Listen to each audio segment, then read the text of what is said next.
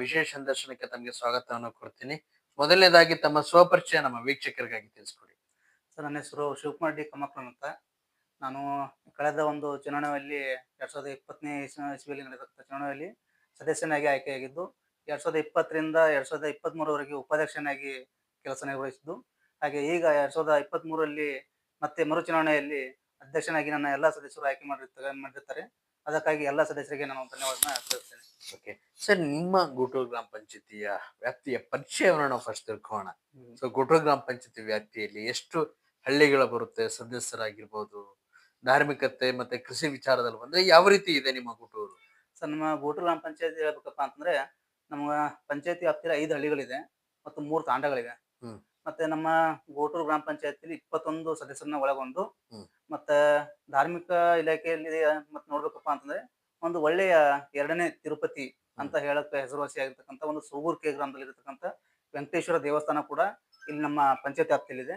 ಹ್ಮ್ ಅದೇ ರೀತಿಯಾಗಿ ಅದೊಂದು ವಿಶೇಷತೆ ಏನಪ್ಪಾ ಅಂತಂದ್ರೆ, ನಮ್ಮ ಸೂಗೂರ್ ಕೆ ಗ್ರಾಮದಲ್ಲಿ ಇರ್ತಕ್ಕಂಥ ಒಂದು ವೆಂಕಟೇಶ್ವರ ದೇವಸ್ಥಾನದ ಒಂದು ಆವರಣದಲ್ಲಿ ಹ್ಮ್ ವಿಸ್ಮಯಕಾರಿ ಭತ್ತವನ್ನು ಬೆಳೆಯುವಂತ ಒಂದು ಕರ್ನಾಟಕದಲ್ಲೇ ಅಥವಾ ದೇಶದಲ್ಲೇ ಅಂದ್ರೆ ಬಿತ್ತದೆ ಮತ್ತೆ ಏನು ಅದನ್ನ ನೀರು ಒಯ್ಯದೆ ಏನು ಮಾಡದೆ ಅದು ಪೋಷಣೆ ಮಾಡದೆ ತಂತಾನೇ ಆಗಿ ವಿಸ್ಮಯಕಾರಿ ಭತ್ತವನ್ನ ಅಲ್ಲಿ ಬೆಳೆಯುತ್ತಾರೆ.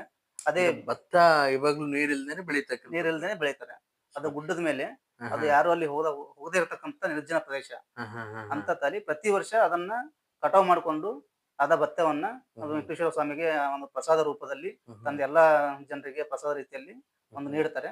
ಮತ್ತೆ ಮರು ವರ್ಷ ಯಥಾ ರೀತಿಯಾಗಿ ಅಲ್ಲಿ ಭತ್ತ ತನ್ನಿಂದ ತಾನೇ ಉತ್ಪತ್ತಿ ಆಗುತ್ತೆ. ಸುಮಾರು ಎಷ್ಟು ಭತ್ತ ಬೆಳೆಯುತ್ತೆ ಅಂದಾಜು? ಕುತೂಹಲ ಬಹಳ ಇರುತ್ತೆ ಅಂದಾಜು ಅದರಲ್ಲಿ. ಅಂತಂದ್ರೆ ಮಿನಿಮಮ್ ಒಂದಿಲ್ಲ ಅಂತಂದ್ರು ಒಂದು 5ರಿಂದ 6 ಕ್ವಿಂಟಾಲ್ ತನಕ, ಹ್ಮ್ ಹ್ಮ್ ಹ್ಮ್ ಹ್ಮ್ 5ರಿಂದ 6 ಕ್ವಿಂಟಾಲ್ ತನಕ ಬೆಳಿತಾರೆ. ಇಲ್ಲೊಂದು 10 ಗುಂಟೆ ಪ್ರದೇಶದಲ್ಲಿ ಅದು ತನ್ನಿಂದ ತಾನೇ ಬರುತ್ತೆ ಇಲ್ಲಿ. ಹ್ಮ್ ಹ್ಮ್ ಹ್ಮ್ ಹ್ಮ್. ಸೊ ಓಕೆ, ನಿಮ್ಮ ಗುಂಟೂರು ಗ್ರಾಮ ಪಂಚಾಯತಿ ವ್ಯಾಪ್ತಿಯಲ್ಲಿ ಬಂದ್ರೆ ಹ್ಮ್. ಕೃಷಿ ಅಂತಂದ್ರೆ ಏನ್ ಪ್ರಸಿದ್ಧತೆ? ಯಾಕಂದ್ರೆ ಕೃಷಿ ಅಂದ ತಕ್ಷಣ ಇವತ್ತು ತೊಗರಿಯ ನಾಡು ಅಂತಕ್ಕಂಥ ಕಲಬುರಗಿ. ಹೌದು, ಜೊತೆಯಾಗಿ ಏನ್ ಬೆಳೀತಾರೆ, ಹೌದು, ಯಾವ ರೀತಿ ಕೃಷಿ ಕಾರ್ಮಿಕರೆಲ್ಲ ಇಲ್ಲಿ ಅಂತ? ಹೌದು. ಸರ್, ಇಲ್ಲಿ ಹೇಳ್ಬೇಕಂತಂದ್ರೆ ಕಲಬುರಗಿ ಉತ್ತರ ಕರ್ನಾಟಕ ಅಂದ್ರೆ ವಿಶೇಷವಾಗಿ ಕಲಬುರಗಿಯಲ್ಲಿ ತೊಗರಿನ ವಿಶೇಷ. ಹ್ಮ್ ಅದರಿಂದ ಮತ್ತೆ ಈಗ ಬೇರೆ ಬೇರೆ ಈ ಜನರು ಕೂಡ ಬೇರೆ ಬೇರೆ ಒಂದು ತೋಟಗಾರಿಕೆ ಇಲಾಖೆಯಿಂದ ಒಂದು ಮಾಹಿತಿಯನ್ನು ಪಡ್ಕೊಂಡು ಹ್ಮ್ ಬೇರೆ ಬೇರೆ ಕೃಷಿನ ಮಾಡ್ತಾ ಇದ್ದಾರೆ. ಹ್ಮ್ ಹ್ಮ್ ಅದರಿಂದ ಈಗ ಮುಂದಿನ ದಿನಗಳಲ್ಲಿ ಏನಾಗೈತಪ್ಪ ಅಂತಂದ್ರೆ, ಈಗ ಒಂದು ಸಕ್ಕರೆ ಫ್ಯಾಕ್ಟರಿ ಕೂಡ ಚಿಂಚೋಳಿ ತಾಲೂಕದಲ್ಲಿ ಆಗಿರೋದ್ರಿಂದ ಹ್ಮ್ ಈಗ ಹೆಚ್ಚು ರೈತರು ಕಬ್ಬಿನ ಒಂದು ಬೆಳವಣಿಗೆ ಆ ಹ್ಮ್ ಕಡೆ ಮುಖ ಮಾಡ್ತಾ ಇದಾರೆ ಅಂತ ಹೇಳ್ಬೋದು. ಹ್ಮ್ ಹ್ಮ್. ಕಬ್ಬಿನ ಕಬ್ಬಿನ ಕಡೆ. ಬೆಳವಣಿಗೆ ಕೂಡ ಕಬ್ಬಿನ ಮುಖ ಮಾಡ್ತಾ ಇದೆ. ಕಬ್ಬಿನ ಕಡೆ ಮುಖ ಮಾಡ್ತಾ ಸೊ ಓಕೆ. ಸೊ ಈಗ ಗ್ರಾಮ ಪಂಚಾಯತಿ ವಿಚಾರಗಳಲ್ಲಿ ಬಂದ್ರೆ ಇದ್ದಾರೆ. ತಾವು ಪ್ರಥಮವಾಗಿ ಅಧ್ಯಕ್ಷರಾಗಿದ್ರಿ. ಹೌದು. ಇದಕ್ಕಿಂತ ಮುಂಚೆನೂ ಕೂಡ ಸದಸ್ಯರಾಗಿದ್ರ ಈ ಒಂದು ಟರ್ಮ್ ಅಲ್ಲೇನೆ, ಅಥವಾ ಹಿಂದೆ ಕೂಡ ಚುನಾವಣೆ ಮತ್ತೆ ಸಮಾಜ ಸೇವೆ ಅಂತಂದ್ರೆ ಹೇಗಿತ್ತು ನಿಮ್ಮ ಜರ್ನಿ ಇಲ್ಲ, ಬಗ್ಗೆ? ನನ್ನ ಬಗ್ಗೆ ಹೇಳ್ಬೇಕಂತಂದ್ರೆ, ನಾನು ಮೊದಲು ಕಾಯಿ ತಾಲೂಕು ಸಂಯುಕ್ತ ಕರ್ನಾಟಕ ಪತ್ರಿಕೆ ವರದಿಗಾರನ ಕೆಲಸ ಮಾಡ್ತಿದ್ದೆ. ಹ್ಮ್ ಹ್ಮ್ ವರದಿಗಾರನ ಕೆಲಸ ಮಾಡ್ತಿರೋ ಸಂದರ್ಭದಲ್ಲಿ ಸ್ವಲ್ಪ ಅಲ್ಲಿ ನೋಡ್ತಕ್ಕಂಥ ತಾಲೂಕದಲ್ಲಿ ಅಲ್ಲಿ ಇಲ್ಲಿ ನಾನು ವರದಿಯನ್ನ ಮಾಡ್ತಾ ಇರುವಾಗ ಹ್ಮ್ ಜನರ ಸಮಸ್ಯೆಯನ್ನ ಆಲಿಸಿ, ಹಾಗೆ ಹ್ಮ್ ಅವರ ಸ್ಪಂದನೆಗೆ ಯಾವ ರೀತಿಯಾಗಿ ನಾವು ಸಹಕರಿಸಬೇಕು ಅಂತ ಹೇಳಿ ಅದು ಮುಂದೆ ಮನಗಂಡು ನಾನು ಗ್ರಾಮ ಪಂಚಾಯತಿ ಒಂದು ಸದಸ್ಯನಾಗಿ ಆಯ್ಕೆ ಆದ್ಮೇಲೆ ನನ್ನ ಕೈಲಿ ಆದಷ್ಟು ಏನಾದ್ರು ಸಹಾಯ ಮಾಡ್ಬೋದು ಜನರಿಗೆ ಅಂತ ಒಂದು ಉದ್ದೇಶದಿಂದ ಹ್ಮ್ ಹ್ಮ್. ನಾನು ಒಂದು ಗ್ರಾಮ ಪಂಚಾಯತ್ ಚುನಾವಣೆಯಲ್ಲಿ ಸ್ಪರ್ಧಿಸಿದೆ. ಸೊ ಓಕೆ, ಹ್ಮ್. ಈಗ್ಲೂ ಕೂಡ ವರದಿಗಾರಿಕೆಯನ್ನ ಹಂಗೆ ಮುಂದುವರ್ಸ್ಕೊಂಡು ಹೋಗ್ತಾ ಇದೀರಾ ಅಥವಾ ಯಾವ ರೀತಿ ಇಲ್ಲ, ಅಂತ? ಇಲ್ಲ. ಅದು ವರದಿಗಾರಿಕೆಯನ್ನ ಬಿಟ್ಬಿಟ್ಟು ಹ್ಮ್ ಹ್ಮ್ ಈಗ ಸಂಪೂರ್ಣವಾಗಿ ಜನಸೇವನೆ ಮಾಡ್ಕೋತಾ ಹ್ಮ್ ಹ್ಮ್. ಸಮಾಜ ಸೇವೆಯಲ್ಲಿ ಇದ್ದೀವಿ ಸದ್ಯಕ್ಕೆ. ಓಕೆ, ವರದಿಗಾರಿಕೆಗೂ ಮತ್ತೆ ಈ ರಾಜಕೀಯ ಹ್ಮ್. ಇದಕ್ಕೂ ಕೂಡ ಯಾವ ರೀತಿ ಅನುಭವಗಳನ್ನ ಸಿಗ್ತಾ ಉಂಟು ತಮ್ಗೆ? ಇಲ್ಲ, ಅನುಭವ ಅಂತಂದ್ರೆ ಈಗ ಎಲ್ಲಾ ಕ್ಷೇತ್ರದಲ್ಲಿನ ಎಲ್ಲಾ ಒಡನಾಟ ಇರುತ್ತೆ. ಹ್ಮ್ ಎಲ್ಲರ ರೈತರದಾಗ್ಲಿ, ಹ್ಮ್ ಬೇರೆ ಬೇರೆ ಸಂಘಟನೆಗಳಿಂದಾಗ್ಲಿ ಹ್ಮ್ ಸಮಸ್ಯೆಗಳು ಅವರು ಹೇಳ್ತಾ ಇರ್ತಾರೆ. ಹ್ಮ್ ಹ್ಮ್ ನಾವು ಕೇಳ್ತಾ ಇರ್ತೀವಿ, ನಾವು ವರದಿ ಮಾಡ್ತಾ ಇರ್ತೀವಿ. ಹ್ಮ್ ಅಂತ ಸಮಸ್ಯೆಗಳು ನಮ್ಮ ಕ್ಷೇತ್ರದ ಇರ್ಬಹುದು ಅಂತ ಹ್ಮ್ ಸ್ವಲ್ಪ ಕರೆಕ್ಟ್ ಆಗಿ ಕಂಡುಹಿಡಿಯಕ್ಕೆ ನಮಗೆ ಸ್ವಲ್ಪ ಈಸಿ ಆಗಿದೆ. ಹ್ಮ್ ಹ್ಮ್ ಪತ್ರಿಕೆಯಲ್ಲಿ ವರದಿಗಾರನ ಕೆಲಸ ಮಾಡಿ ಬಂದ್ಮೇಲೆ ಹ್ಮ್ ಹ್ಮ್ ನಮ್ಮ ಏರಿಯಾದಲ್ಲಿ ಏನೇನು ಸಮಸ್ಯೆಗಳು ಇರಬಹುದು, ಹ್ಮ್ ಯಾಕಂದ್ರೆ ಬೇರೆ ಕಡೆ ಎಲ್ಲ ನಾನು ವರದಿ ಮಾಡಿರ್ತಕ್ಕಂಥ ಸಂದರ್ಭದಲ್ಲಿ ನೋಡಿದಂಗ ಹ್ಮ್ ನಮ್ಮ ಕ್ಷೇತ್ರದಲ್ಲಿ ಏನೇನು ಇರ್ಬೋದು ಸಮಸ್ಯೆಗಳನ್ನ ಸ್ವಲ್ಪ ಬೇಗ ಕಂಡುಹಿಡ್ಕೊಂಡು ಸಮಸ್ಯೆಗಳನ್ನ ಪರಿಹರಿಸುವಲ್ಲಿ ಸ್ವಲ್ಪ ಆಸಕ್ತಿಯಿಂದ ಮಾಡ್ತಾ ಇದ್ವಿ. ಓಕೆ ಸರ್, ತಮಗೂ ಕೂಡ ವರದಿಗಾರ ಅಂತಂದ್ಮೇಲೆ ಪಂಚಾಯಿತಿ ಬಗ್ಗೆ ಸಾಕಷ್ಟು ವಿಚಾರಗಳನ್ನ ತಮಗೂ ಕೂಡ ಗೊತ್ತಿರಬಹುದು. ಹೌದು, ಒಂದು ಆರೋಪ ಅಂತಕ್ಕಂಥದ್ದು ಇದ್ದೇ ಇರುತ್ತೆ, ಅದರ ತಕ್ಕನಾಗಿ ಕೂಡ ಪಂಚಾಯಿತಿ ಇರುತ್ತೆ. ಹೌದು, ಜೊತೆಗೆ ಮಾದರಿಯತ್ತ ಪ್ರಯತ್ನಗಳನ್ನ ಮಾಡ್ತಕ್ಕಂಥದ್ದು ಮಾದರಿ ಪಂಚಾಯತಿಗಳನ್ನು ಕೂಡ ತಾವು ನೋಡ್ತಾ ಇದ್ರಿ. ಹೌದು, ಸೊ ತಮ್ಮ ಒಂದು ಪಂಚಾಯತಿ ಕೂಡ ಇದೇ ನಿಟ್ಟಿನಲ್ಲಿ ಸಾಕ್ತಾ ಇದೆ ಅಂತ ಅನ್ನೋದನ್ನ ನಾನು ಹೇಳ್ತೀನಿ. ಹೌದು. ಸೊ ಇದ್ರ ಬಗ್ಗೆ ತಾವು ಏನ್ ಮಾತಾಡಬಲ್ರಿ? ಪಂಚಾಯಿತಿ ಅಂತ ಅಂದ ಕೂಡಲೇ ವಿರೋಧ ಪಕ್ಷದವರು ಇರ್ತಾರೆ, ಆಡಳಿತ ಪಕ್ಷದವರು ಇರುತ್ತೆ. ಈಗ ಯಾವ ರೀತಿ ರಾಜ್ಯ ಸರ್ಕಾರ, ಕೇಂದ್ರ ಸರ್ಕಾರ ನಡೀತಾ ಇರುತ್ತೆ. ಅದೇ ರೀತಿ ಕೆಳಮಟ್ಟದ ಒಂದು ರಾಜಕಾರಣ ವ್ಯವಸ್ಥೆಯಲ್ಲಿ, ಇಲ್ಲಿನ ರಾಜಕೀಯ ವ್ಯವಸ್ಥೆಯಲ್ಲಿ ವಿರೋಧನ ಸ್ವಲ್ಪ ಇದ್ದೇ ಇರುತ್ತೆ. ಆದ್ರೆ ವಿರೋಧ ನೋಡ್ಕೊತಾ ಕುಂತ್ರೆ ಯಾವ ಕೆಲಸ ಆಗಂಗಿಲ್ಲ. ಹ್ಮ್. ಅವ್ರ ಬದಿಗಿಟ್ಟು ಅವ್ರು ವಿರೋಧ ಮಾಡೋದ್ರಿಂದ ನಾವು ಸ್ವಲ್ಪ ಎಚ್ಚೆತ್ಕೊಂಡು ಕೆಲಸ ಮಾಡಕ್ ಒಂದು ಉತ್ಸಾಹ ಸಿಗುತ್ತೆ. ಅದರಿಂದ ಅದು ವಿರೋಧ ಪ್ರತಿಯೊಂದು ಪಂಚಾಯತ್ ಇದ್ದೇ ಇರುತ್ತೆ. ಹ್ಮ್ ಹ್ಮ್. ನಾವು ಮಾಡೋ ಕೆಲಸ ನಿರಂತರವಾಗಿ ಸಾಗ್ಬೋದು ಅಂತ ಹೇಳ್ಬೋದು ಅಷ್ಟೇ. ಈ ಉತ್ಸಾಹದಲ್ಲಿ ಇವತ್ತು ನಾನಾ ರೀತಿ ಸಮಸ್ಯೆ ಅಂದ್ರೆ ಪಂಚಾಯತಿ ವ್ಯಾಪ್ತಿ ಸಂಬಂಧಪಟ್ಟದ್ ಅಲ್ಲದಿದ್ದರನು ಕೂಡ ಸಮಸ್ಯೆಗಳು ತಮ್ಮ ಬಳಿಗೆ ಬರುತ್ತೆ. ಸೊ ಹೌದು. ಯಾವ ರೀತಿ ನಿಭಾಯಿಸ್ರಿ ಆ ತರ ಸಮಸ್ಯೆಗಳನ್ನ? ಇಲ್ಲ, ಸಮಸ್ಯೆಗಳನ್ನ ಬಂದ್ರೆ ಈಗ ನಾವು ನಮ್ಮ ಪಂಚಾಯತಿಯಿಂದ ನಮ್ಮ ಕೈಲಿಂದ ಆಗ್ತಕ್ಕಂತ ಯಾವ್ದಾದ್ರು ಸಮಸ್ಯೆ ಇದ್ರೆ ಮಾಡ್ಬೋದು. ಬಟ್ ಮುಂದಿನ ಬೇರೆ ಬೇರೆ ದೊಡ್ಡ ದೊಡ್ಡ ಸಮಸ್ಯೆ ಇದ್ರೆ ನಾವು ಒಂದು ಕನೆಕ್ಟಿವಿಟಿ ಮಾಡ್ಕೊಡ್ತೀವಿ ಜನರಿಗೆ. ಒಂದು ತಹಸೀಲಿಂದ ಆಗ್ಲಿ, ಒಂದು ತಾಲೂಕು ಪಂಚಾಯತ್ನಾಗ್ಲಿ, ಹ್ಮ್. ಅಥವಾ ಶಾಸಕರಿಂದಾಗ್ಲಿ, ಹ್ಮ್. ಮತ್ತೆ ಸಂಸದರಿಂದಾಗ್ಲಿ ಏನಾದ್ರೂ ಸಮಸ್ಯೆ ಇದ್ರೆ ನಾವು ಅವ್ರನ್ನ ಕರ್ಕೊಂಡು ಹೋಗಿ ಭೇಟಿ ಮಾಡಿಸಿ ನಮ್ಮ ಕೈಲಾದಷ್ಟು ಪ್ರಯತ್ನ ನಾವು ಮಾಡ್ತೀವಿ. ಓಕೆ. ಸರ್, ಈಗ ಗ್ರಾಮ ಪಂಚಾಯತಿ ಅಂದ ತಕ್ಷಣ ಒಂದು ಯೋಜನೆ ಬಹಳ ನೆನಪಿಗೆ ಬರುತ್ತೆ, ಅದು ನರೇಗಾ ಯೋಜನೆ. ನರೇಗಾ. ಹೌದು. ಸೊ ನರೇಗಾ ಯೋಜನೆ ಬಹಳ ದಿನಗಳಿಂದ ಕೂಡ ನಡೀತಾ ಉಂಟು. ಈಗ ಸ್ವಲ್ಪ ಎಲ್ಲ ಏರುಪೇರುಗಳನ್ನು ಕೂಡ ಇರಬಹುದು. ಹೌದು. ಆದ್ರೆ ನೀವು ಆ ಒಂದು ನರೇಗಾ ಯೋಜನೆ ಯಾವ ರೀತಿ ಬಳಕೆ ಮಾಡ್ಕೊಂಡು ಹ್ಮ್. ಏನೆಲ್ಲ ಕೆಲಸಗಳನ್ನ ಮಾಡೋಕೆ ಸಾಧ್ಯತೆ ಆಯ್ತು? ಇಲ್ಲ, ನರೇಗಾ ಯೋಜನೆಯಲ್ಲಿ ನಾವು ಬರ್ತಕ್ಕಂತ ಮೊದಲ ದಿನಮಾನಗಳಲ್ಲಿ ಹೆಂಗಿತ್ತಪ್ಪ ಅಂತಂದ್ರೆ, ಇಲ್ಲಿ ಕೂಲಿ ಕಾರ್ಮಿಕರು ನರೇಗಾ ಕೆಲಸದಲ್ಲಿ ಹೋಗ್ತಾ ಇರ್ಲಿಲ್ಲ. ಹ್ಮ್ ಹ್ಮ್. ಯಾಕಪ್ಪ ಅಂತಂದ್ರೆ ಅಷ್ಟು ಅದ್ರ ಬಗ್ಗೆ ಮಾಹಿತಿ ಇರ್ಲಿಲ್ಲ ಅವ್ರಿಗೆ. ಹ್ಮ್ ಹ್ಮ್. ನರೇಗಾ ಅಂದ್ರೆ ಏನು? ಯಾಕಂದ್ರೆ ಕೆಲವಷ್ಟು ಬೆರಳಿಕೆಯ ಜನರು ಅಷ್ಟೇ ಹೋಗಿ ಕೆಲಸ ಮಾಡ್ತಾ ಇದ್ರು. ಹ್ಮ್ ಹ್ಮ್. ನಾವು ಬಂದ ಮೇಲೆ ಸುಮಾರು ಇಲ್ಲಾಂದ್ರೆ ಒಂದು 700ರಿಂದ 800 ಜನರನ್ನ ಹೊಸ ಜಾಬ್ ಕಾರ್ಡ್ ಮಾಡಿಸಿ ಹ್ಮ್ ಹ್ಮ್. ಅವ್ರನ್ನ ಕೆಲಸ ನಿರಂತರವಾಗಿ ಹ್ಮ್. ಕೆಲಸನ ಅವ್ರು ಬೇಡದಾಗ ಕೆಲಸ ಇಲ್ಲ ಅಂತ ಅನ್ನೋದೇ ಕೆಲಸನ ಕೊಟ್ಕೊತಾ ಬಂದೀವಿ.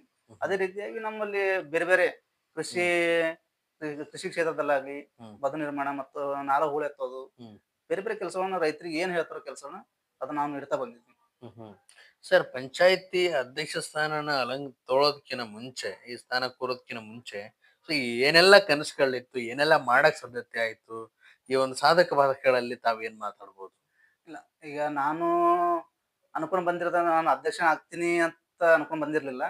ನಾನು ಒಂದು ಗ್ರಾಮ ಪಂಚಾಯತ್ ಸದಸ್ಯನಾಗಿ ನನ್ನ ಕೈಲಾದಷ್ಟು ಸಹಾಯ ವಾರ್ಡಿಗೆ ಮಾಡ್ಬೇಕು ಅಂತೇಳಿ ನಂದು ಒಂದು ಆಸೆ ಇತ್ತು. ಅದು ಕಾಲಕ್ರಮೇಣ ಎಲ್ಲರೂ ಸದಸ್ಯರು ನಮಗ ಮತ್ತ ಬೇರೆ ಬೇರೆ ಹಿರಿಯರೆಲ್ಲ ಮಾರ್ಗದರ್ಶನ ನೀಡಿ ಈ ಸ್ಥಾನಕ್ಕೆ ಬರಂಗಾಯ್ತು. ಈ ಬಂದ ಮೇಲೆ ನಮ್ಗೆ ಕನಸಿತ್ತು, ಏನಾದ್ರು ನಾನು ಹಿಂದೆ ಯಾರು ಮಾಡದೇ ಇರೋಂಗ, ಮುಂದೆ ಯಾರು ಮಾಡಂಗ, ಏನಾದ್ರು ಒಂದು ನಮ್ಮ ಹೆಸರು ಇರಂಗ, ನೆನಪಿರಂಗ ಏನಾದ್ರು ಕೆಲಸ ಮಾಡಿ ತೋರಿಸ್ಬೇಕು ಅನ್ನೋ ಒಂದು ಆಸೆ ಇತ್ತು. ಹ್ಮ್. ಆಸೆ ಪ್ರಕಾರ ನಾನೊಂದು ಪೂರ್ತಿ ಮಾಡಿನ ಅಂತ ಹೇಳಕ್ ಆಗಂಗಿಲ್ಲ. ಹ್ಮ್ ಹ್ಮ್. ಒಂದು 50% ಮಾಡಿರ್ಬೋದು ಅಂತ ನನಗೆ ಸ್ವಲ್ಪ ಸಮಾಧಾನ ಇದೆ. ಇನ್ನು ಮಾಡ್ಬೇಕಾಗಿರೋದು ಬಹಳಷ್ಟು ಇದೆ. ಈಗ ಖಂಡಿತ. ನೂತನ ಒಂದು ಪಂಚಾಯತ್ ಕಟ್ಟಡ ಕೂಡ ನಿರ್ಮಾಣ ಆಗಿದೆ. ಮೊದಲು ಹೆಂಗಿತ್ತಪ್ಪ ಅಂತಂದ್ರೆ ಒಂದ್ 2 ರೂಮ್ 3 ರೂಮ್ ಅಷ್ಟೇ ಇತ್ತು, ಪೂರ್ತಿ ಸೋರ್ತಾ ಇರ್ತಿತ್ತು.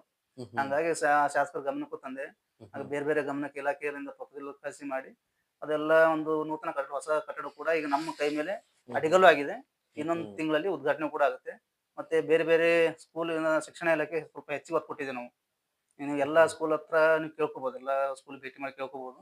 ಪ್ರತಿಯೊಂದು ಆಟ ಪಾಠ ಸಾಮಾನುಗಳಾಗ್ಲಿ, ಮತ್ತೆ ಶಿಕ್ಷಕರ ಕುಂದುಕೊರತೆಗಳಾಗ್ಲಿ, ಅಡಿಗೆ ಸಿಬ್ಬಂದಿಗಳ ಕೊರತೆಗಳಾಗ್ಲಿ, ಮತ್ತೆ ನೀರಿನ ಸಮಸ್ಯೆಗಳಾಗ್ಲಿ, ಮತ್ತೆ ಶೌಚಾಲಯ ಸಮಸ್ಯೆಗಳಾಗ್ಲಿ, ಪ್ರತಿಯೊಂದು ಸಮಸ್ಯೆಗಳು ಕೂಡ ಸ್ಪಂದಿಸಿ ನಾವು ಶಿಕ್ಷಣಕ್ಕೆ ಹೆಚ್ಚು ಒತ್ತು ಕೊಟ್ಟಿದ್ದೀವಿ ನಮ್ಮ ಪಂಚಾಯತ್ ವ್ಯಾಪ್ತಿಯಲ್ಲಿ. ಓಕೆ. ಶಿಕ್ಷಣ ಕ್ಷೇತ್ರದಲ್ಲಿ ಏನೆಲ್ಲ ಬೇಡಿಕೆಗಳು ಇಡ್ತಾರೆ ಮಕ್ಕಳು, ಏನೆಲ್ಲ ಕೊಡುಗೆಗಳನ್ನ ಕೊಡ್ಬೋದು, ಹೇಗೆಲ್ಲ ಕೊಡ್ಬೋದು?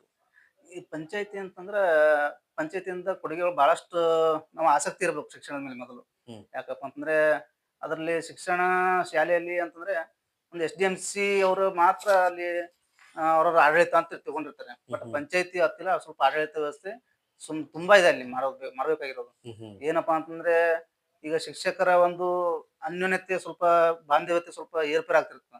ಹ್ಮ್. ಅಂತ ಟೈಮಿಗೆ ಎಲ್ಲ ಪಂಚಾಯತ್ ಎಲ್ಲ ಒಳಗೆ ಹೋಗಿ ಸ್ವಲ್ಪ ಅದ್ರ ತಿಳಿಸಿ ಹೇಳಿ ಮಕ್ಕಳಿಗೆ ಶಿಕ್ಷಣದ ವಿದ್ಯಾರ್ಥಿಗಳಿಗೆ ಶಿಕ್ಷಕರಿಂದ ಏನ್ ಸಿಗಬೇಕು, ಹ್ಮ್. ಅದು ಕರೆಕ್ಟಾಗಿ ಸಿಗ್ತಾ ಇಲ್ಲ ಅಂತ ನೋಡ್ಕೊಳ್ಳೋದು ಮೇಲ್ವಿಚಾರಣೆ ಮಾಡ್ತಾ ಇರ್ತದಂತ ಮೇನ್ ಪಂಚಾಯತ್ ಕೆಲಸ ಆಗ್ತಿರ್ತದೆ. ಮೂಲಭೂತ ಸೌಕರ್ಯಗಳು ಒದಗಿಸೋದು ಸಾಮಾನ್ಯ ಕರ್ತವ್ಯಗಳಲ್ಲ, ಅವು ಹ್ಮ್. ಮಾಡೇ ಮಾಡ್ಬೇಕಾಗುತ್ತೆ. ಮತ್ತೆ ಅದಕ್ಕಿಂತ ಹೆಚ್ಚಿಗೆ ಮುಂದೆ ಹೋಗಿ, ಯಾಕಂದ್ರೆ ಶಿಕ್ಷಣಕ್ಕೆ ನಮ್ಮ ಉತ್ತರ ಕರ್ನಾಟಕ ಭಾಗದಲ್ಲಿ ಹಂಗಿದೆಪ್ಪ ಅಂದ್ರೆ ಶಿಕ್ಷಣಕ್ಕೆ ಬಹಳಷ್ಟು ಒತ್ತು ಕೊಡೋದು ಬಹಳ ಕಡಿಮೆ ಆಗಿದೆ. ಈಗ ಹ್ಮ್. ಬೇಕಾದ್ರೆ ಉದಾಹರಣೆಗೆ ಹಾಸನ, ಮಂಡ್ಯ, ಮೈಸೂರು ನೋಡಿದ್ರೆ ಈಗ ಇಲ್ಲಿ ಒಂದು 5ನೇ ತರಗತಿ ಒಂದು ವಿದ್ಯಾರ್ಥಿ ಮತ್ತು ಅಲ್ಲಿನ 5ನೇ ತರಗತಿ ವಿದ್ಯಾರ್ಥಿ ಅಜಗಜಾಂತರ ವ್ಯತ್ಯಾಸ ಇದೆ. ಸರ್, ವ್ಯತ್ಯಾಸ ಇದೆ, ಆ ಕಡೆ ಬೇಕು ಈ ಕಡೆ ಬೇಕು, ಆದ್ರೂ ಕೂಡ ಹ್ಮ್. ಉತ್ತರ ಕರ್ನಾಟಕ ಭಾಗದಲ್ಲೂ ಕೂಡ ಇವತ್ತು ಇತ್ತೀಚೆಗೆ ಅಧ್ಯಕ್ಷರಾಗಿರ್ಬೋದು, PDO ಅವರಾಗಿದ್ದಾರೆ, ಸಾಕಷ್ಟು ಬದಲಾವಣೆಗಳನ್ನ ತರ್ತಾ ಇದ್ದಾರೆ ಅನ್ನೋದು ಹ್ಮ್. ಸಂಶಯ ಏನಿಲ್ಲ. ಎಲ್ಲೋ ಒಬ್ರು ಮಾಡಿರ್ತಕ್ಕಂಥ ಇದಕ್ಕೆ ಇಡೀ ಪಂಚಾಯತಿ ಏನ್ ಇಲಾಖೆಗೆನೆ ಇದು ಮಾಡ್ತಕ್ಕಂಥದ್ದು ಕೂಡ ಬೇಡ. ಸೊ ಹೌದು. ಇವತ್ತು ಗ್ರಾಮ ಪಂಚಾಯತಿ ವಿಚಾರದಲ್ಲಿ ಬಂದ್ರೆ, ಹ್ಮ್. ಸೊ ಒಂದು ಜಲ್ ಜೀವನ್ ಮಿಷನ್ ಅಂತಕ್ಕಂಥ ಒಂದು ಯೋಜನೆ, ಹೌದು. ಕೇಂದ್ರ ಸರ್ಕಾರದ ಯೋಜನೆ ಬಹಳ ವಿಫಲತೆಗೊಂಡಿದೆ. ಹ್ಮ್. ಸೊ ಬಹಳಷ್ಟು ಆ ಏನಂದ್ರೆ ಸರಿಯಾದ ನಿರ್ವಹಣೆಯಲ್ಲಿ ಕೆಲಸಗಳಾಗಿಲ್ಲ ಹ್ಮ್ ಅಂತ ಅನ್ನೋದು ಕೂಡ ಆರೋಪಗಳಿದೆ. ಏನ್ ಹೇಳ್ತೀರಿ ಇದ್ರ ಬಗ್ಗೆ? ನಿಮ್ಮ ಒಂದು ವ್ಯಾಪ್ತಿಯಲ್ಲಿ ಅದನ್ನ ಯಶಸ್ವಿಯಾಗಿ ಪೂರ್ಣಗೊಳಿಸಿದ್ರೋ ಅಥವಾ ಈಗಲೂ ಕೂಡ ಅದರ ಆರೋಪಗಳಿದೆಯಾ ಹೇಗೆ? ಇಲ್ಲ ಸರ್, ಅದು ಹೆಂಗಾಗಿದೆಯಪ್ಪ ಅಂತಂದ್ರೆ ಜಲ್ ಜೀವನ್ ಮಿಷನ್ ಅಡಿ ಒಂದು 2 ಗ್ರಾಮಗಳು ನಾವು ಬರಕ್ಕಿಂತ ನಾನು ಅಧ್ಯಕ್ಷ ಆಗಕ್ಕಿಂತ ಮೊದಲೇ ಹ್ಮ್ ಪೂರ್ಣಗೊಂಡಿದ್ವು. ಹ್ಮ್ 3 ಗ್ರಾಮಗಳು ನಾವು ಬಂದ್ಮೇಲೆ ಪೂರ್ಣಗೊಂಡಿದ್ವು. ಮೊದಲು ಆಗಿರತಕ್ಕಂತ 2 ಗ್ರಾಮಗಳು ಸ್ವಲ್ಪ ಅಲ್ಲಿ ನಿರ್ವಹಣೆ ಮಾಡುವಲ್ಲಿ ಹಾ ಸ್ವಲ್ಪ ಅವ್ರು ಮಾಡೋ ಟೈಮಿಗಲ್ಲಿ ಅವರಿಗೆ ಮಾಹಿತಿ ನೀಡದೇ ಇರೋ ಕೊರತೆಯಿಂದ ಹ್ಮ್ ಸ್ವಲ್ಪ ನೀಟಾಗಿ ಆಗ್ಲಿಲ್ಲ ಕೆಲಸ. ಆಗ ಅದು ನಾನು ಮನಗಂಡು ಅದ್ರ ಸಮಸ್ಯೆಗಳು ಬರ್ತಾ ಇದ್ವು. ಹ್ಮ್ ಹ್ಮ್ ಅದನ್ನ ನೋಡ್ಕೊಂಡು ಆಮೇಲೆ 3 ಗ್ರಾಮದಲ್ಲಿ ಮತ್ತೆ ಮರು ವರ್ಷ ಬಂದಾಗ ಹ್ಮ್ ನಾನು ಎದುರು ನಿಂತು ಅಲ್ಲಿ ಆಪರೇಟರ್ ಇರ್ತಾರೆ, ಪಂಪ್ ಆಪರೇಟರ್ ಇರ್ತಾರೆ. ಯಾವ ರೀತಿ ಬೇಕು ಇಂಜಿನಿಯರ್ಸ್ ಎಲ್ಲ ಕೇಳ್ಕೊಂಡು ಹ್ಮ್ ಈ ಮನೆಗೆ ಯಾವ ರೀತಿ ಹೋದ್ರೆ ನೀರು ಬರುತ್ತೆ ಅಂತ ನೋಡ್ಕೊಂಡು ಮಾಡ್ಕೊಂಡು ಪ್ರತಿಯೊಂದು ಮನೆಗೆ ನೀರು ತಪ್ಪಿಸ್ತಕ್ಕಂಥ ಕೆಲಸನ ನಾನು ಬಂದ ಮೇಲೆ 3 ಗ್ರಾಮಗಳಿಗೆ ಮಾಡಿದ್ವಿ. ಓಕೆ, ಯಶಸ್ವಿ ಆಗಿದೆ ಯಶಸ್ವಿ ಆಗಿದೆ. ಅನ್ನಂಗಾಯ್ತು ಸರ್. ಪ್ರತಿಯೊಂದು ಮನೆಗೆ ನೀರು ಬರ್ತಂತ ಮುಟ್ತಾ ಇದೆ. ಸರ್, ಈಗ ಮಳೆಗಾಲದ ಸಮಯದಲ್ಲಿ ಇತ್ತೀಚೆಗೆ ಸಾಕಷ್ಟು ಹಾನಿ ಕೂಡ ಆಗಿತ್ತು ನಿಮ್ಮ ಪ್ರದೇಶದಲ್ಲೂ ಕೂಡ. ಹೌದು. ಎಷ್ಟು ಪ್ರಮಾಣದಲ್ಲಿ ಹಾನಿಯಾಗಿತ್ತು? ಸೊ ಅದಕ್ಕೆ ಸ್ಥಳೀಯ ಶಾಸಕರಾಗಿರ್ಬೋದು, ಹ್ಮ್. ಸಚಿವರಾಗಿರ್ಬೋದು, ಯಾವ ರೀತಿ ಒತ್ತು ಕೊಟ್ಟು ಇವತ್ತು ರೈತರಿಗೆ ನೆರವಾಗಿದ್ದಾರೆ? ಇವತ್ತಿಗೂ ಕೂಡ ಏನಾದ್ರು ರೈತರ ಒಂದು ಸಮಸ್ಯೆಗಳಿದೆಯಾ ಹೇಗೆ ಅಂತ? ರೈತರ ಸಮಸ್ಯೆ ಯಾವಾಗಲೂ ಇದ್ದೇ ಇರುತ್ತೆ. ಹ್ಮ್ ಅದರ ವಿಶೇಷವಾಗಿ ಹ್ಮ್ ನಮ್ಮ ಗೋಟ್ರ ಪಂಚಾಯತಿ ಹ್ಮ್ ಗೋಟ್ರ ಪಂಚಾಯತಿ ಬಹಳಷ್ಟು ಹಾನಿ ಆಗುತ್ತೆ. ಯಾಕಪ್ಪ ಅಂತಂದ್ರೆ ನಮ್ಮಲ್ಲಿ ಬೆಣ್ಣೆತೋರ ಒಂದು ಹೇರು ಡ್ಯಾಮ್ ಅಂತಿದೆ. ಹ್ಮ್ ಹ್ಮ್ ಆ ಹೇರು ಡ್ಯಾಮ್ ಬೆಣ್ಣೆತೋರ ಒಂದು ಡ್ಯಾಮ್ನಿಂದ ಹ್ಮ್ ಒಂದು ನದಿ ಬರ್ತದೆ, ಒಂದು ಹಳ್ಳ ಬರುತ್ತೆ. ಹ್ಮ್ ಹ್ಮ್ ಆ ಹಳ್ಳ ಕತ್ಕೊಂಡೇ ನಮ್ಮ ಪಂಚಾಯತಿ ವ್ಯಾಪ್ತಿಯಲ್ಲಿ ಬರ್ತಕ್ಕಂಥ ಊರುಗಳು ಇರೋದು. ಹ್ಮ್ ಹ್ಮ್ ಹಾಗಾಗಿ ಪ್ರತಿ ಹಳ್ಳದ ಗಂಟ ಇರ್ತಕ್ಕಂಥ ಹಳ್ಳದ ಬಳಿ ಇರ್ತಕ್ಕಂಥ ವಸ್ತು ಹೊಲಗಳು ಅಲ್ಲಿ ನೀರ್ಪಾಲಾಗಿದೆ. ಮತ್ತೆ ಮಳೆ ಹೆಚ್ಚಾಗಿ ಅದು ಹಾನಿಯಾಗಿದೆ. ಹ್ಮ್ ಹ್ಮ್ ಹ್ಮ್ ಆಗ ಹ್ಮ್ ರೈತರು ತುಂಬಾ ಸಮಸ್ಯೆಲಿದ್ದಾರೆ. ನಮ್ಮ ಪಂಚಾಯತ್ ವ್ಯಾಪ್ತಿಯಲ್ಲಿ ಬರ್ತಕ್ಕಂಥ ಬೆಣ್ಣೆತೋರ ನದಿಗಳಿಂದ ಈಗಾಗಲೇ ಕಣಸೂರು ಅಂತ ಒಂದು ಗ್ರಾಮ ಏನಾಗಿದೆ ಅದನ್ನು ಸ್ಥಳಾಂತರಿಸಬೇಕು ಅಂತ ನಾವು ಕೂಡ ಒಂದು ಪ್ರಪೋಸಲ್ ಕೂಡ ನಾವು ತಹಸೀಲ್ದಾರ್ಗೆ ಮತ್ತು ಬೇರೆ ಬೇರೆ ಇಲಾಖೆಗೆ ಸಂಬಂಧಪಟ್ಟ ಇಲಾಖೆಗೆ ನಾವು ಕಳಿಸಿದ್ವಿ ಆಲ್ರೆಡಿ. ಹ್ಮ್ ಹ್ಮ್ ಹ್ಮ್ ಹ್ಮ್. ಸರ್, ಈಗ ಗ್ರಂಥಾಲಯ ಅಂತ ಒಂದು ವಿಚಾರದಲ್ಲಿ ಬಂದ್ರೆ ಯಾವ ರೀತಿ ಇದೆ ನಿಮ್ಮ ಗ್ರಂಥಾಲಯ? ಸೊ ಏನು ಗ್ರಂಥಾಲಯ ಕೂಡ ಅಪ್ಡೇಟ್ ಆಗ್ಬೇಕಾ? ಪ್ರಯತ್ನಗಳಿದೆಯಾ ಏನು ಅಂತ? ಇಲ್ಲ, ಗ್ರಂಥಾಲಯ ಅಂತ ಈಗ ಓದಿನ ಹವ್ಯಾಸ ಸ್ವಲ್ಪ ಬಹಳಷ್ಟು ಜನರು ಈಗಿನ ಕಾಲದಲ್ಲಿ ಕಡಿಮೆ ಆಗಿದೆ. ಆದ್ರೂ ಕೂಡ ಓದುವ ಆಸಕ್ತಿ ಇರತಕ್ಕಂತ ಒಂದು ಸಾರ್ವಜನಿಕರಾಗಲಿ ವಿದ್ಯಾರ್ಥಿಗಳಾಗಲಿ ಹ್ಮ್ ಗ್ರಂಥಾಲಯದಿಂದ ಏನೇನು ಉಪಯೋಗ ಕೊಡಬೇಕು, ಹ್ಮ್ ಅದರಲ್ಲಿ ಏನೇನು ಸವಲತ್ತು ಕೊಡ್ಬೇಕು ಎಲ್ಲ ಕೊಡ್ತಾ ಇದೀವಿ. ಹ್ಮ್ ನಾವು ಹೊಸದಾಗಿ ಒಂದು ನಮ್ಮ ತಾಲೂಕದಲ್ಲಿ ಯಾರು ಮಾಡಿರಲಿಲ್ಲ. ನಾನು ಬಸ್ ಸ್ಟ್ಯಾಂಡ್ ಅಲ್ಲಿ ಹ್ಮ್ ನಾವು ಎಲ್ಲರಿಗೂ ಗ್ರಂಥಾಲಯಕ್ಕೆ ಕರ್ಕೊಂಡ್ ಬರೋದಕ್ಕಿಂತ ಮೊದಲಾಗಿ ಬಸ್ ಹ್ಮ್ ಸ್ಟ್ಯಾಂಡ್ಗೆ ಗ್ರಂಥಾಲಯ ತಗೊಂಡ್ಕೊಂಡು ಹೋಗ್ಬೇಕು ಅಂತ ನಾವು ಉದ್ದೇಶದಿಂದ ಒಂದು ಹೊಸದಾಗಿ ಒಂದು ಕಾರ್ಯಕ್ರಮವನ್ನು ಮಾಡಿ ಬಸ್ ಸ್ಟ್ಯಾಂಡ್ ಅಲ್ಲಿ ಒಂದು ಕಬಾರ್ ಸಿಸ್ಟಮ್ ಮಾಡಿ ಹ್ಮ್ ಹ್ಮ್ ಗ್ರಂಥಾಲಯದ ಬುಕ್ಕನ್ನೇ ಅಲ್ಲಿಟ್ಟು ಪತ್ರಿಕೆಗಳನ್ನ ಅಲ್ಲಿಟ್ಟು ಅಲ್ಲಿ ಬರ್ತಕ್ಕಂಥ ವೇಟ್ ಮಾಡ್ತಕ್ಕಂಥ ಬಸ್ಸಿಗೆ ವೇಟ್ ಮಾಡ್ತಕ್ಕಂಥ ಎಲ್ಲ ಸಾರ್ವಜನಿಕರಿಗೆ ಹೆಲ್ಪ್ ಆಗಲಿ, ಅವ್ರು ಬರೋ ತನಕ ಬಸ್ಸಿಗೆ ವೇಟ್ ಮಾಡೋ ತನಕ ಸ್ವಲ್ಪ ಓದ್ಕೊತಾ ಕೂಲಿ ಅಂತ ನಾವು ಉದ್ದೇಶದಿಂದ ಬಸ್ ಸ್ಟ್ಯಾಂಡ್ ಒಳಗೆ ನಾವು ಗ್ರಂಥಾಲಯನ ತೆರೆದಿದ್ವಿ. ಹ್ಮ್. ಇದೇ ರೀತಿ ಬೇರೆ ಏನಾದ್ರು ಪ್ರಯತ್ನಗಳಿದೆಯಾ ಅಧ್ಯಕ್ಷರೇ? ಇಲ್ಲ, ಮಾಡಿದ್ದೀವಿ. ಎಲ್ಲಾ ಸಾರ್ವಜನಿಕರಿಗೆ ಈಗ ವಿದ್ಯುತ್ ದೀಪಗಳು ಮತ್ತೆ ಚರಂಡಿ ಇಂತಿಂತ ಕೆಲಸಗಳು ಸರ್ವ ಸಾಮಾನ್ಯ ಎಲ್ಲಾ ಹ್ಮ್ ಹ್ಮ್ ಪಂಚಾಯತಿಯಿಂದ ಮಾಡ್ಬೇಕಾಗಿರೋದು. ಹ್ಮ್ ಹ್ಮ್ ಬಟ್ ಯುವಕರಾಗ ನಾವು ಬಂದ್ಮೇಲೆ ಏನಾದ್ರು ಹೊಸದು ಮಾಡಿ ತೋರಿಸ್ಬೇಕು, ಮತ್ತೆ ಏನಾದ್ರು ಒಂದು ಜನರಿಗೆ ವಾವ್ ಅನ್ನೋ ರೀತಿ ಒಂದು ಮಾಡಿ ತೋರಿಸ್ಬೇಕು ಅನ್ನೋ ಒಂದು ಉದ್ದೇಶ ಇದೆ. ಅದು ಅದರ ನಿಟ್ಟಿನಲ್ಲಿ ನಾವು ಮಾಡ್ತಾ ಇದ್ದೀವಿ. ಎಲ್ಲಾ ಹ್ಮ್ ಜನರ ಅಭಿಪ್ರಾಯ ಒಳ್ಳೆಯದಿದೆ ನಮ್ಮ ಮೇಲೆ. ಹ್ಮ್ ಹ್ಮ್ ಹಾಗೆ ಮುಂದೆ ಇದು ಕೂಡ ಆಶೀರ್ವಾದ ನಮ್ಮ ಮೇಲೆ ಇದ್ದೆ ಮುಂದೆ ನಮ್ಮ ಅನ್ಕೊಂಡಿರೋ ಕನಸು ನಾವು ಈಡೇರಿಸ್ತೀವಿ ನಮ್ಮ ಗ್ರಾಮಕ್ಕೆ ಅಂತ ಹೇಳಿ ಹೇಳ್ತೀನಿ. Okay sir. ಸರ್, ಈಗ ಗ್ರಾಮೀಣ ಪ್ರದೇಶಗಳಲ್ಲಿ ಇವತ್ತು ಏನ್ ಆರೋಪಗಳಿದೆಯಲ್ಲ, ಇವತ್ತು ಪಿಡಿಒ ಅವ್ರ ಮೇಲೆ ಆಗಿರ್ಬೋದು, ಅಧ್ಯಕ್ಷರ ಮೇಲೆ ಆಗಿರ್ಬೋದು, ಒಂದು ಮನೆಗಳಿಲ್ಲ, ಮನೆಗಳ ಕೊಡ್ತಾ ಇಲ್ಲ ಅನ್ನೋದು ಕೂಡ ಆರೋಪಗಳಿದೆ. ಹ್ಮ್. ಸಾಕಷ್ಟು ಬೇಡಿಕೆಗಳು ಕೂಡ. ಹೌದು. ಈ ಒಂದು ವಿಚಾರದಲ್ಲಿ ಏನ್ ಹೇಳಕ್ ಇಷ್ಟಪಡ್ತಾರೆ? ಎಷ್ಟೆಲ್ಲ ಬೇಡಿಕೆಗಳಿದೆ ಮನೆಗಳೇ ಆಲ್ರೆಡಿ ಈಗ ನಮ್ಮ ಪಂಚಾಯತಿ ವ್ಯಾಪ್ತಿಯಲ್ಲಿ ಸುಮಾರು ಇಲ್ಲಾಂದ್ರೆ 500 600 ಮನೆಗಳು ಆಲ್ರೆಡಿ ಈಗ ನಾವು ಡಿಕ್ಲೇರ್ ಮಾಡಿದ್ವಿ. ಹ್ಮ್ PMAY ಅಥವಾ ಬಸವ ಯೋಜನೆ, ಅಂಬೇಡ್ಕರ್ ಯೋಜನೆ ಹ್ಮ್ ಮುಂತಾದ ಯೋಜನೆಗಳಲ್ಲಿ ಆಲ್ರೆಡಿ ನಾವು 500 600 ಮನೆಗಳು ಕೊಟ್ಟಿದ್ದೀವಿ. ಹ್ಮ್ ಹ್ಮ್ ಈ ಒಂದು 300 400 ಮನೆಗಳು ಒಂದು ಕಟ್ಟಡ ಹಂತದಲ್ಲಿ ಇದೆ. ಇನ್ನೊಂದು 200 ಮನೆಗಳು ಇನ್ನ ಕಟ್ಟಡ ಹಂತದಲ್ಲಿ ಇಲ್ಲ. ಯಾಕಂದ್ರೆ ಹ್ಮ್ ಹ್ಮ್ ಸ್ವಲ್ಪ ಟೆಕ್ನಿಕಲ್ ಪ್ರಾಬ್ಲಮ್ ಅಥವಾ ಒಂದು ಜಾಗದ ಪ್ರಾಬ್ಲಮ್ ಇರೋದ್ರಿಂದ ಹ್ಮ್ ಹ್ಮ್ ಸ್ವಲ್ಪ ಕಟ್ಟಡದಿಂದ ಸ್ವಲ್ಪ ಹಿಂದೆ ಬಿದ್ದಿದೆ. ನಮ್ಮ ಮನೆಗಳ ಸಲುವಾಗಿ ನಮಗೇನು ತೊಂದರೆ ಇಲ್ಲ ನಮ್ಮ ಹ್ಮ್ ಪಂಚಾಯತಿ ವ್ಯಾಪ್ತಿಯಲ್ಲಿ ಬರ್ತಕ್ಕಂಥ ಇದರಲ್ಲಿ. ಯಾಕಂದ್ರೆ ಶಾಸಕರು ಕೂಡ ನಮಗೆ ಹೆಚ್ಚುವರಿಯಾಗಿ ಅವರು ಗೆದ್ದು ಬಂದ ಕೂಡಲೇ ಒಂದು 200 ಮನೆಗಳು ನಮ್ಗೆ ಕೊಟ್ಟಿದ್ರು. ಓಕೆ. ಹಾಗಾಗಿ ನಮಗೆ ಮನೆಗಳದ್ದೇನೋ ತೊಂದರೆ ಇಲ್ಲ. ಸರಿಗ ಪಂಚಾಯತಿ ಸದಸ್ಯರು ಮತ್ತೆ ಸಿಬ್ಬಂದಿ ವರ್ಗ ಹ್ಮ್. ಯಾವ ರೀತಿ ಅನುನಯವಾಗಿ ಕೆಲಸಗಳನ್ನ ಮಾಡ್ಕೊಂಡು ಹೊರಟಿದೆ? ಏನ್ ಹೇಳಕ್ ಇಷ್ಟಪಡ್ತೀರಾ ಸದಸ್ಯರು ಮತ್ತೆ ಸಿಬ್ಬಂದಿಯ ಬಗ್ಗೆ? ಇಲ್ಲ, ಸದಸ್ಯರ ಬಗ್ಗೆ ಹೇಳ್ಬೇಕಪ್ಪ ಅಂತಂದ್ರೆ ನಮ್ಮಲ್ಲಿ 20 ಸದಸ್ಯರು ಇದ್ದು ಕೂಡ ಆ ಪಕ್ಷ ಈ ಪಕ್ಷ ಅಂತ ಯಾರು ಇಲ್ಲ. ಹ್ಮ್ ನಾವು ನಮಗೆ ಫ್ರೆಂಡ್ಲಿ ಆಗಿ ಬಂದು ಕೇಳ್ತಾರೆ, ನಾವು ಫ್ರೆಂಡ್ಲಿ ಆಗಿ ಅವ್ರು ಏನ್ ಕೆಲಸ ಇದೆ ನಾವು ಮಾಡ್ಕೊತೀವಿ. ಹ್ಮ್ ಹಂಗಾಗಿ ಭೇದ ಭಾವ ಅಂತ ಸದಸ್ಯರೆಲ್ಲ ಮೊದಲೇ ಇಲ್ಲ. ಹ್ಮ್ ಹ್ಮ್ ಮತ್ತೆ ಎಲ್ಲ ಸದಸ್ಯರು ಕೂಡ ಒಂದು ಯಾವ ರೀತಿ ಸಪೋರ್ಟ್ ಮಾಡ್ತಾರೆ, ಹೆಂಗ್ ಹುಡುಗ ಇದಾನೆ, ಹ್ಮ್ ಏನಾದ್ರು ಹೊಸದು ಮಾಡ್ತಾ ಇದ್ದಾನೆ, ಮಾಡ್ಲಿ ನಾವು ಕೂಡ ಕೈ ಜೋಡಿಸೋಣ ಸಪೋರ್ಟ್ ಮಾಡೋಣ ಅಂತ ಎಲ್ಲ 20 ಸದಸ್ಯರು ಕೂಡ ಕೈ ಜೋಡಿಸಿ ನಮಗೆ ಕೆಲಸ ಮಾಡ್ತಾ ಇದ್ದಾರೆ. ಅದೇ ಸಿಬ್ಬಂದಿಗಳು ಹೇಳ್ಬೇಕಪ್ಪ ಅಂತಂದ್ರೆ ಇವ್ರೇನು ಯುವಕರಿದ್ದಾರೆ ಚಿಕ್ಕವರಿದ್ದಾರೆ ಇವ್ರ ಮಾತು ನಾವೇ ಕೇಳೋಣ ಅಂತ ಅನ್ನೋ ಒಂದು ಅಹಂ ಏನೂ ಇಲ್ಲ.